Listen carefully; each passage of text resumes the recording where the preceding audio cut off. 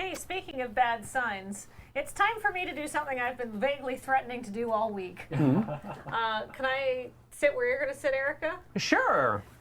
Let's trade spotties, because it's time to get my microphone caught on my knee. No, it's time to do something that, like I said, I have been threatening people with all week, but my thing is I really like music, and that I like music that other people also like, but they may not have thought to like it until I said that, have you tried liking this? Is kind of what I like to, that's kind of my thing, is like, I try to do music that is fun and easy and exciting to listen to, but also slightly out of left field. And I have to say, even my dad likes my music some of the time if I send him the right ones. And if you like my music talk, you can see I have these pins, and one of the pins is like this hexagon logo here that you can't see at all. Maybe if we go to Copilot Cam, there we are. So I do a music stream every Saturday night on Twitch at Brave New Faves, which is, of course, a parody of the famous Canadian radio show Brave New Waves. That's a joke only for the Canadians, and the old Canadians at that, because it like went off the air when I was in high school. Like, it's a very defunct show. I certainly have never heard of it. It was so cool. It would come on at like midnight, and it'd be like, "This is from Toronto Noise Collective Squatch Nap." And you'd be like, "Ah!" But for a certain person, that was quite formative, right?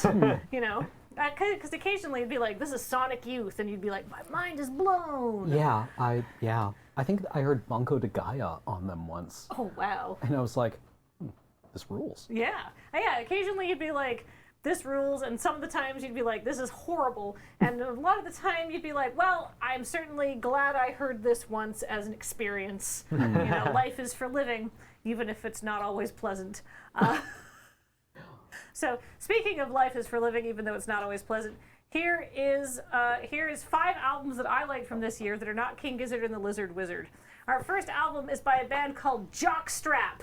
And they are called Jockstrap. You can play any song off that. They put out an album called I Love You, Jennifer B. And they are called Jockstrap because their mothers hated it. And they thought it was very memorable. I mean, it is. Yeah. So these 2 kids are very smart kids from like fancy London music school. And they're both super talented. And the singer for Jockstrap is also in Black Country New Road.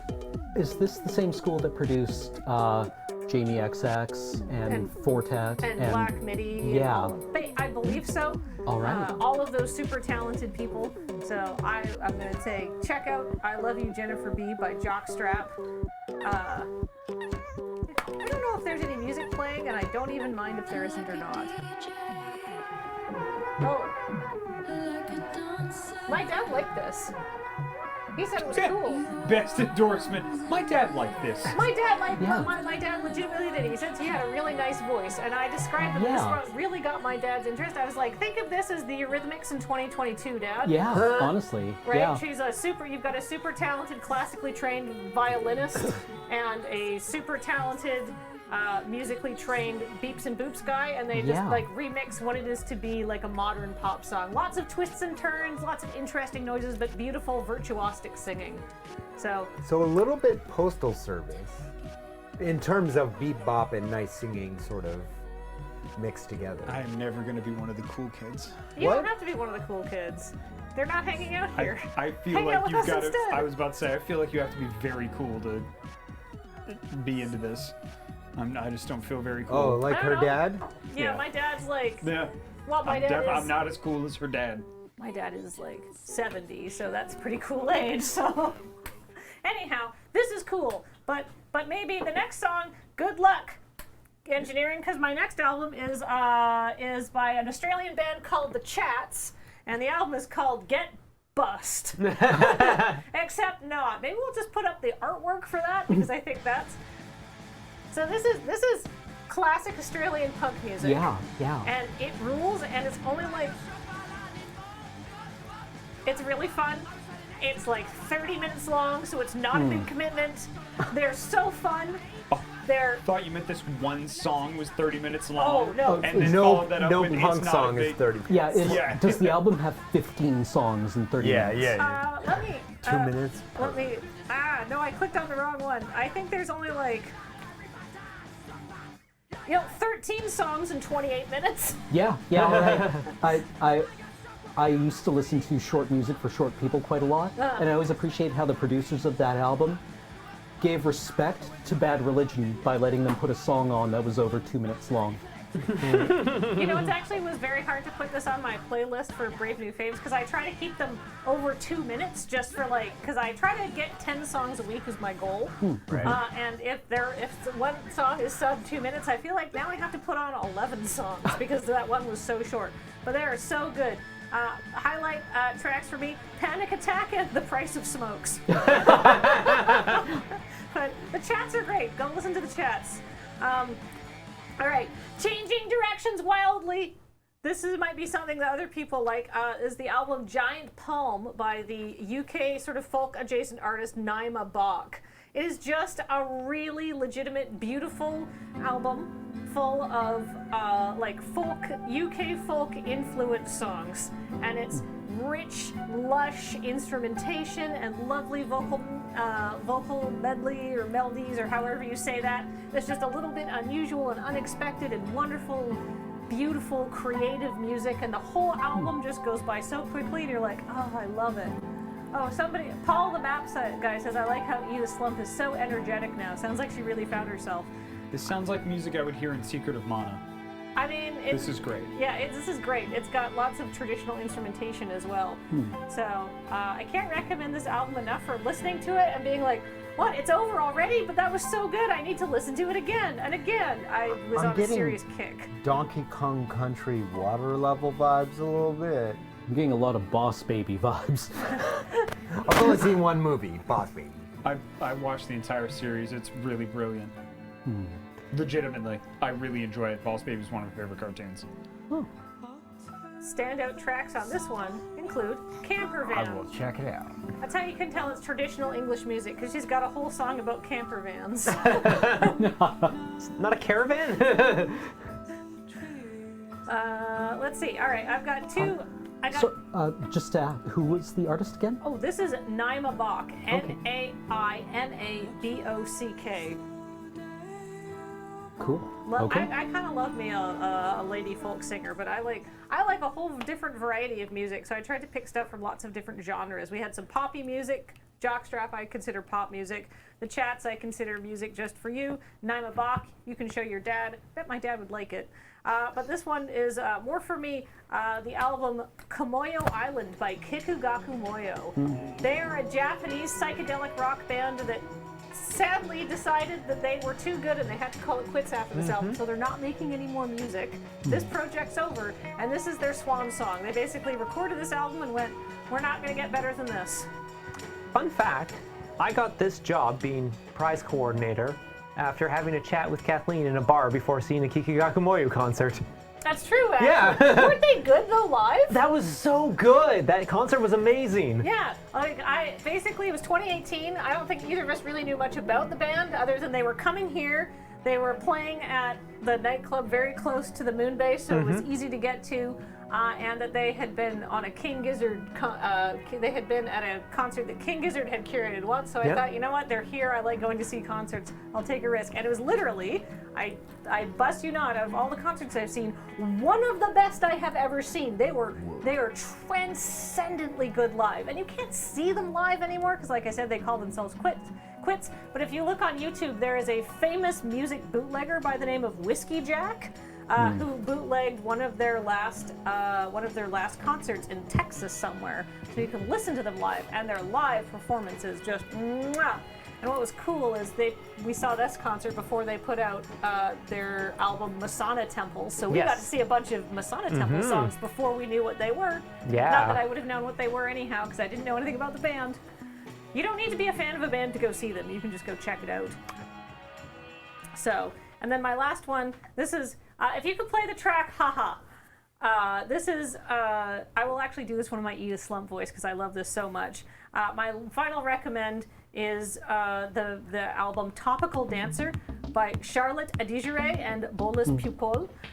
They are from Belgium, and they have this is a really interesting album of dance music, sort of dealing with, they have been mentored by the guys from Soulwax, who are like very famous electronic musicians. I love this song. Bolis has remixed Charlotte's Laugh into a variety of ways and made a banger techno track out of it. And they just talk a lot about like what it's like to be an immigrant in Europe and stuff like that, but also the music absolutely slaps. And this one is so fun, and in my Edith Slump voice, Topical Dancer by Charlotte Adigéry and Bolis Pupol is a thrilling and exciting album. It just makes you want to move your body. You cannot get over how powerful their dance vibes are. Ocelot has it in chat, and if you're listening, because I realize Charlotte Adigéry and Bolis Pupol are maybe not the easiest ones to just get if you're if you're trying to type what I'm saying, but I really, really recommend this album. People describe this song as unsettling, and yeah, I can see it's triggering the anxiety. This is my sweet spot for music. Yeah, I love this. Yeah. This album is very playful. It's playful and clever and creative and really delightful. I think this falls into the camp of music that's like, I like to listen to, but it's not something I would just like put on in the background when I'm doing something else. Yeah. But if somebody was like, we're gonna listen to this, I'm like, this is awesome. This is my whole vibe, is just interesting, unique music. And if you like this, fantastic. Maybe you make a love connection and you go check out this band on Bandcamp or YouTube or whatever like that. And if you don't, that's okay. Not all music is for everyone. My goal with loving music and doing my music stream every Saturday night at 9:30, except not this week because God, I just did Desert Bus. Give me a break. I'll do it on Sunday. And I will too. Is just, you know what? Try this. You might like it. You didn't like it? That's okay. Somebody else might have. What about this one instead? Because music is wonderful. I'll generally try anything twice just in case I mess it up the first time. Exactly. Maybe you weren't in the mood for it. Yep. They have songs that don't sound like a panic attack. I would like to give one of those a try. Because I was unsettled, yes. Hey man, if you want music to just like chill out to, man, bro, like just listen to Cake, man. They're the only band. Cake is the only. Sheep go to heaven, goats go to hell. You know what I mean? Yeah. You know what I mean? Yeah, I legitimately do. I like Cake. Everybody likes Cake. Cake's I like awesome. fish, legitimately. Do you know who have been compared to Fish more and more as they're entering their jam band play three concerts 3 nights in a row at the same city phase? Is King Gizzard. They're like fully embracing the we could be the Fish of this generation. Ooh. Like, we can do that. Yeah. Good for them. Yeah. We need a Fish. We haven't had a Fish in a minute. No. I mean, Fish is obviously still Of touring course. I don't. to 7 people. I haven't been to many concerts in my life, but one of the best that I've ever seen was the Yoshida Brothers. They're just two guys that play shamisen. Matt knows the Yoshida Brothers. I saw them in Seattle. I brought somebody that actually works at blanking on the name of the tabletop company, Monty Cook Games. Who I used to work with at Paizo, Sean K. Reynolds. We went on a man date and went to see, dressed up real nice, had a couple cocktails, saw a couple brothers play some shamisen. That sounds super fun. The best way I can describe a shamisen, very disrespectfully, is a Japanese banjo. I love banjos. I can't go to concerts anymore so much because it's just hard. Can I get that? The last 2 I saw, Fleetwood Mac and Heart. Ooh. And I'm just like, and that's it. We're good. Can I tell you the first concert I ever went to? Was it Amy Grant like me? Was it Fleetwood Mac and Heart? It was the Lilith Fair. Oh, really? Lilith Fair's great. Yeah. Yep, that was the first concert I ever went to. Second concert I ever went to was Hootie and the Blowfish. Yeah, I went to an Amy Grant, Michael W. Smith double feature. It was bad. I was 9. It was fine. I Vegan was troll super saga into Sarah rails. McLachlan. Hey, Sarah McLachlan is cool. Yeah. She isn't just I- all weepy SPCA ads. Yeah, I but loved, I don't know why I'd be into that. I loved a few weeks ago, Sarah McLachlan sang the national anthem at the CFL Grey Cup game. And the commentary I saw on it was like, great, I just had a flashback to being dumped in grade 9. Thanks. Tinkerbell Rose says, I've actually never been to a concert. Can I give you some concert going advice? Here's some concert going advice. Go to a small concert by, like, don't go to, like, Black Sabbath or, like, a big arena Right. show as Yeah, your yeah, first yeah. concert. Go to a small concert, like a jazz show or a Christmas concert or something like that, just to see if you like being around that many people while seeing live music. But seeing live music is very different than hearing recorded music. Like, even the Very. best recorded music, Yeah. they'll do different things live. They'll jam, they feel a bit looser. The energy from the crowd feeds back, and it becomes a very communal experience, which Yeah. is very uplifting. What's the best concert everybody's seen? Go. Oh, what a good question. I don't know if I've ever ranked the concerts I've seen. Sorry. Just whatever you had. First thing that comes to mind. I'm sorry. I asked a bunch of music nerds to pick their Fleetwood favorite Mac concert. both times there. Excellent. CI All right, answer. great. All right, Mountain Goats. Mountain Goats? Small concert in Vancouver, front row, because my bestie is a huge Mountain Goats fan. Got direct eye contact with John Darnielle during the encore. He looked towards me and reached out his hand. I don't care about that kind of stuff. I almost melted. It was so intense. That's amazing. Awesome. Either Strapping Young Lad or Ben Frost. Or Ben Frost. Okay. Just any concert. The first thing that comes to mind is just one of my favorite ones, which was the first big concert I ever went to, which was Green Day during their American Idiot tour for it was like a day before my 18th birthday. It was my 18th birthday present from my parents. Awesome. Was tickets to that concert. Awesome. And a one-way bus ticket to Edmonton. Epic rap battles of history at the Crocodile in Seattle. Ooh. That was great. Yep. And they pulled me up on stage. I got to do a whole song with them. Wow. It was amazing.